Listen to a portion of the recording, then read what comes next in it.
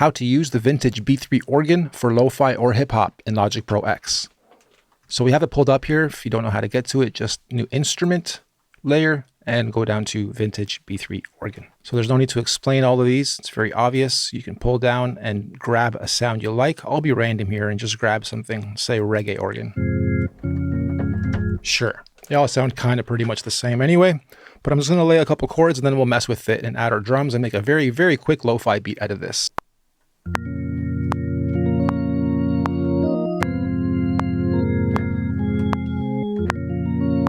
So now I'm going to apply a modulator to it in my MIDI effect modulator.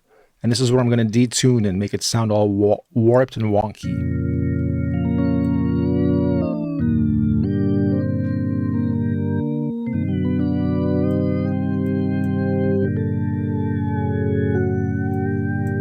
Okay, sounds good. Something else I'll do right away, if you guys don't have this yet, go grab it. It's free, and that's iZotope vinyl.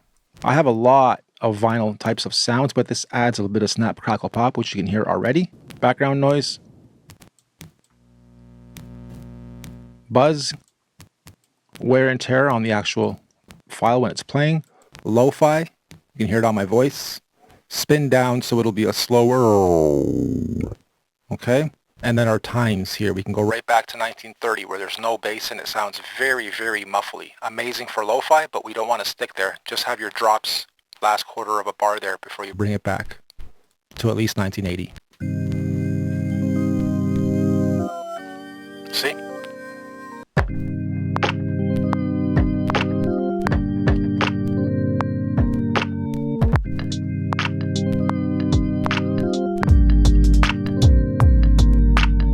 Then once we have something laid, we can go through these presets some more and choose something else if we don't like this organ or get sick of it.